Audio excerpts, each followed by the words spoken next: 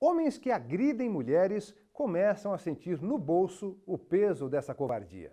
O INSS tem entrado com ações na Justiça para fazer os agressores devolverem o dinheiro que o Instituto tem gastado com auxílios ou indenizações pagas às famílias das vítimas. No interior de São Paulo, um homem que assassinou a mulher foi condenado a ressarcir todas as despesas com a pensão da filha dela. Veja a reportagem de Letícia Lagoa. Esta estrangeira, que pediu para não ser identificada, foi mantida em cárcere privado na casa do ex-companheiro em São Paulo. Sofreu maus tratos e ameaças de morte. Eu passei durante 8 anos ao lado dele, mas ele não me deixava sair na rua, né?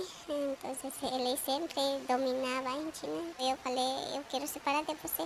E ele falou assim, se você quer ir embora, você vai, não vai ir daqui, não vai sair, eu te mato. Além do medo, ela não conseguia se comunicar, não falava o português, mas pediu ajuda e foi encaminhada para uma das 9 delegacias de defesa da mulher da capital paulista. A partir do momento em que elas fazem o boletim de ocorrência, é instaurado inquérito. Caso haja provas suficientes, esse agressor ele é processado criminalmente. E isso aí já foge da esfera de competência da vítima. Então, ainda que ela tenha perdoado o agressor ou não queira mais dar sequência, é algo que interessa ao Estado. Então, o Estado processa esse agressor. Então, o número de agressores hoje condenados por lesão corporal aumentou significativamente a partir dessa mudança de concepção.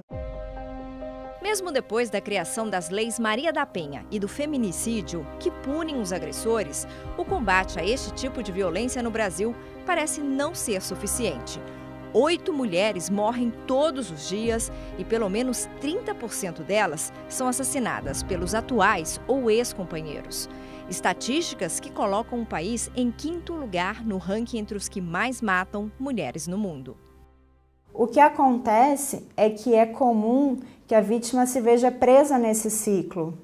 E aí ela seja agredida, mas no momento seguinte ela volta para essa lua de mel. O agressor pede desculpa, diz que vai mudar, que aquilo não vai acontecer de novo. Então precisamos de ações, não só da assistência social, não só da saúde, onde muitas vezes é percebido primeiro o atendimento de uma mulher vítima de violência, mas também das outras políticas que são necessárias para a mulher romper com o ciclo. Além de responder criminalmente, o agressor já começou a sentir no bolso as consequências. É que o INSS tem cobrado na Justiça Federal os benefícios pagos às vítimas de violência doméstica. Isso quer dizer que tudo que o governo gasta com as mulheres que ficam com sequelas, inválidas ou deixam filhos órfãos está sendo cobrado dos ex-companheiros. A Advocacia Geral da União entrou com uma ação regressiva contra um borracheiro que confessou ter matado a ex-mulher. O caso aconteceu em Sorocaba, interior paulista. Ele foi preso e a filha da vítima, que na época era menor, passou a receber do INSS pensão por morte.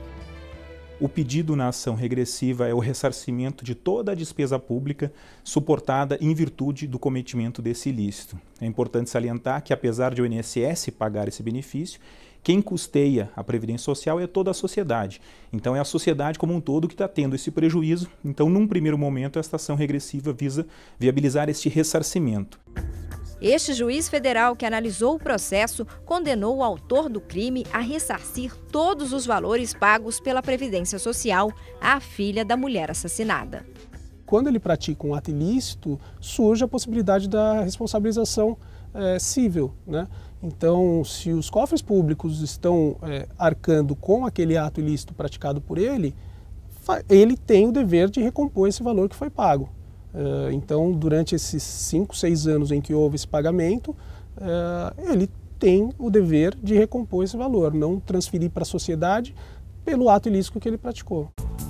O homem recorreu da sentença e o processo ainda será analisado pelo Tribunal Regional Federal em São Paulo. Até agora, os procuradores já entraram com pelo menos 14 ações com base na Lei Maria da Penha. E a expectativa é que esse número aumente. Nós verificamos, por exemplo, em termos de acidente de trabalho, nós temos em torno de 2.500 a 3.000 mortes por ano no Brasil.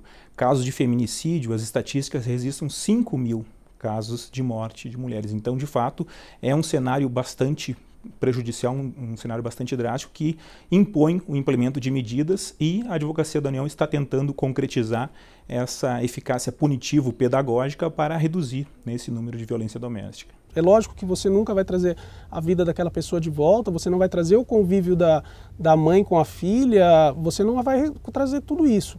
Mas pelo menos você está tentando demonstrar que esses atos não devem ser praticados, e se forem praticados ele é coibido com um pulso forte pelo Estado. A cada hora, cerca de 500 mulheres são agredidas no país. As que conseguem sobreviver procuram amparo em abrigos públicos quando não têm para onde ir.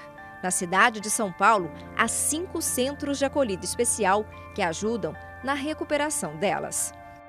A gente tem casos que a mulher consegue em 3 meses a se organizar para autonomia, é feito contato com familiares, a família vem e dá suporte, e outros casos que se estendem por 1 ano e meio, e que é muito difícil porque o problema, a violência foi a culminância de uma série de vulnerabilidades que ela sofreu desde a infância. Então, por isso que é importante que o trabalho comece na escola. A criança entrou para a creche, ali precisa se começar a trabalhar o núcleo familiar. É importantíssimo que se trabalhe a família inteira, homem, mulher e filhos. Porque sem este trabalho conjunto, você não quebra o ciclo de violência. A estrangeira, que mostramos no início da reportagem, recebeu medida protetiva e foi encaminhada para esta ONG sem fins lucrativos na periferia da capital. Eu não quero voltar para ele. Ele é muito mal para mim. E para minha filha também não quero. Eu só quero a guarda da minha filha, né? Acho que esses casos estavam ocultos, né? E as mulheres agora estão tendo, pelo menos, como procurar um espaço para se orientar. E para poder decidir o que fazer. Hoje a gente está tentando entrar num fluxo diferente. Então, assim, porque esse tipo de problema nunca é algo que aconteceu uma vez ou outra, né? Então, é algo que muitas vezes é cíclico e crônico. Então, ela precisa de um acompanhamento, ela precisa de se orientar para poder realmente decidir o rompimento e a superação dessa situação. E é o que elas mais querem: recuperar a autoestima, ter paz e recomeçar a vida.